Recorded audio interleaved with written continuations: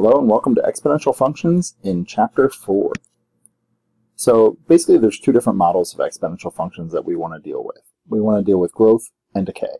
A growth function has this rapid increase.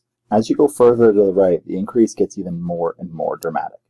This is usually very applicable to things like human population or animal populations. They tend to swell as more and more of us are around. Decay is a rapid decrease in the graph. As you go more to the right, it starts to level out and it starts to drop. This is most notably related to things like radioactive elements and how much are there after a long time. Growth functions have the distinctive x in the exponent. The base is whatever you're doing each time, doubling or tripling, but that x in the exponent is what's causing the increase. A decay function is either going to have a negative x in the exponent to show that it's actually dropping each time, or the b value will be a fraction less than 1. When looking at an exponential function, it's nice to think about them almost like our parent functions. You've got this y equals 2 to the x, which is this growth right here. If you ask for y equals negative 2 to the x, that negative out front is going to cause a flip over the x-axis. So your graph is just going to bottom out down there. Note, it's not quite the same thing as a decay function. It's got a little bit of a different curvature to it, but it's similar in the sense that it's going down. 2x plus 2 will do just like a regular graph does. It goes up 2 points. I'll use this point to kind of guide me. Currently it's at 1. I'll just go up 2 points. It normally has a horizontal asymptote at the origin, which is at 0. So if I lift up 2 points, that's kind of going there. So I can still get the same idea of what that graph looks like. I don't quite have enough room to be able to make it spike up, but you get an idea as to where it's going. 3x looks remarkably similar to 2 to the x. This number really does not have a strong impact. It's the x in the exponent that gives it its distinct shape. This plus 1 is where the x's are, so it's affecting sideways, and it's opposite of what you think. So normally we'd go right 1, but because it's opposite, we're going to go left 1. So this same anchor point is going to move 1 over. I've got an asymptote going right up, and then I got an idea where that's going. Maybe I can get better in as to where that's lifting up. The whole graph just kind of got shifted over. I lied about that asymptote. It's not really there. We have a horizontal asymptote. We don't have a vertical one. All right, so x minus 2.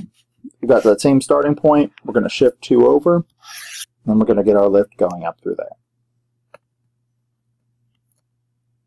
So if you have a 1/2 to the x, it's probably easiest to begin at 0. Anything to the 0 power is 1. 1/2 to the first is 1/2. 1/2 to the second is 1/4. 1/2 to the negative 1 is actually going to be like 1 over 2 to the negative 1, which just becomes 2 to the 1.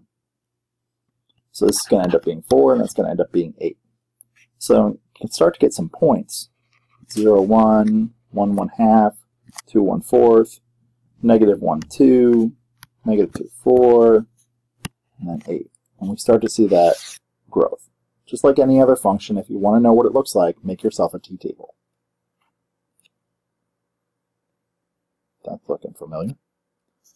Okay, if you want to try and define a function based off 2 coordinates, what you need to do is figure out what a and b are. Once you find a and b, you're done. I know that f of 0 equals 2, which means that when x is 0, the result is 2. So that's a times b to the 0. Recall from the last example, anything to the 0 is 1, so that just drops off, which means a must be 2. Now that I know what a is, I can come to this other problem and say the result is 32 when a times b to the second is calculated. So now I just have one variable in one equation. I can solve this. 16 equals b squared, so b must be 4. Now I've got my function.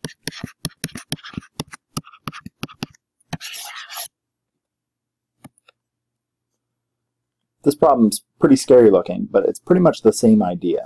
They're giving us this one coordinate that we're going to use to figure it out. They don't give us a second coordinate. But this point right here where we cross the axis is what we really want. That's 0, 3. That's giving you a for free. A must be 3. Now that I know what a is, I can say 24, the y value, equals the a value times b raised to the 3rd power. Divide by 3, cube root both sides, and I find out that b is 2. So my function must be 3 times 2 to the x. Once you find a then you find b, then you're done. All right, so 4.2. 4.2 is going to deal with a very special base of that exponent. So this is a distinct b value that's quite important. E is Euler's constant. It's the base of the natural exponential function. It's a fixed number, a lot like pi. It has a decimal place that goes on forever. Mathematicians love to talk about it, but it has a distinct value like pi does that they were noticing over and over again. So they said, let's give it a name. That way it's easier to remember instead of 2.718 ... E is a button on your calculator. Your calculator actually loves E so much, there's two buttons. There's one for E and one for e to the x. Notice the fact that we're talking about 5 decimal places. That's your clue that you're allowed to use a calculator. Now for our purposes on a test, obviously you won't have a calculator, but on WebAssign you will. So it's a nice thing to be aware of. You can take this e to the third and then just punch it in your calculator and see what you get. I don't have a calculator handy, so you'll just have to do it for me.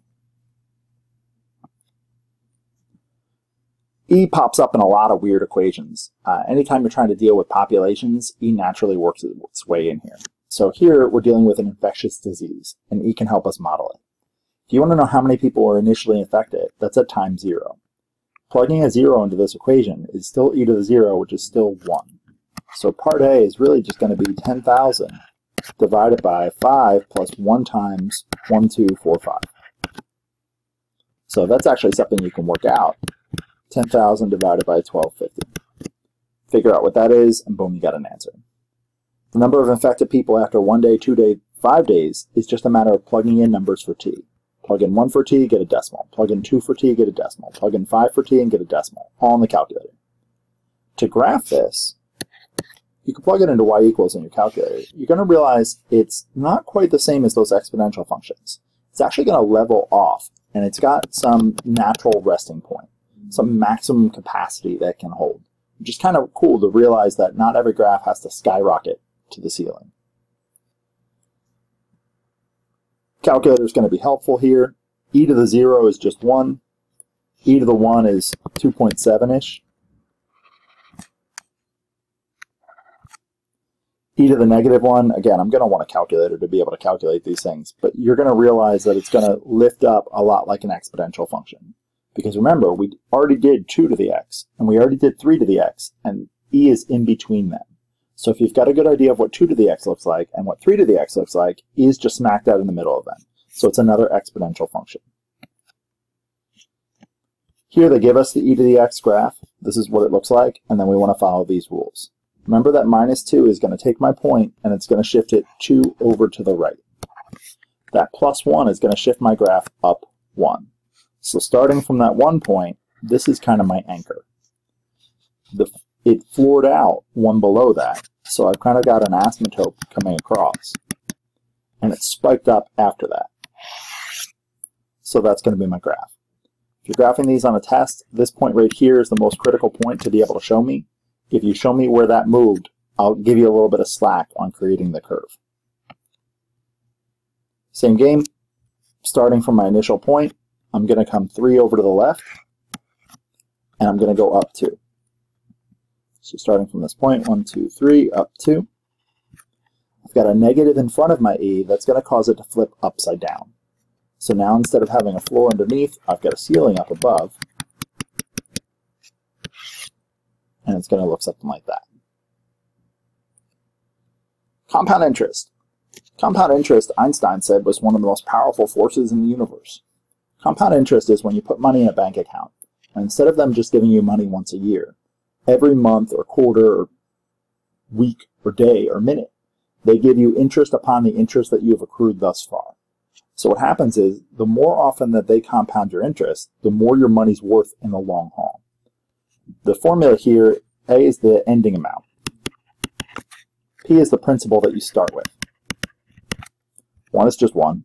R is the rate, always expressed as a decimal. N is the number of times that you compound.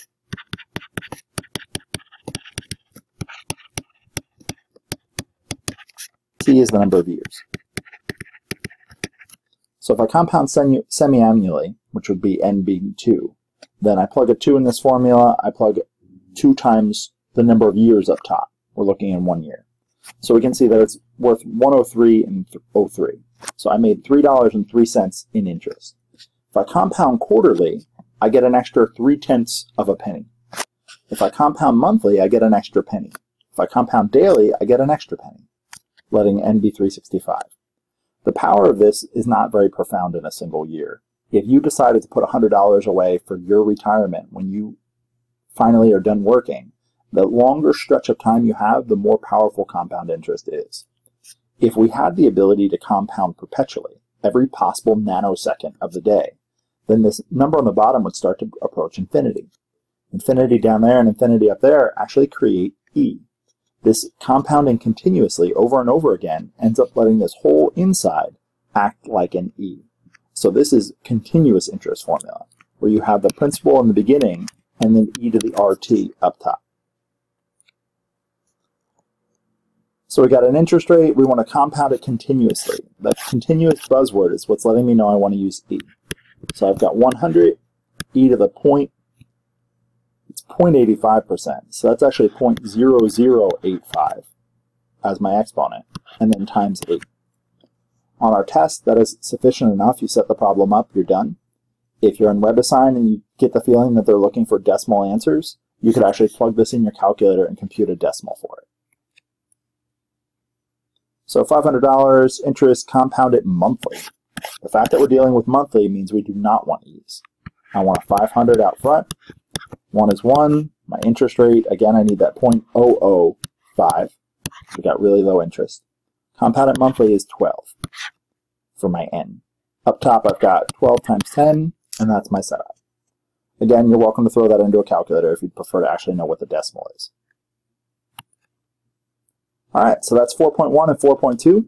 Hopefully it made a little bit of sense. I'm sorry for talking fast, but this program cuts me off at 15 minutes, and I wanted to stay under. Feel free to go back and rewind and see if this stuff makes a little bit more sense on the second read. Thanks for listening.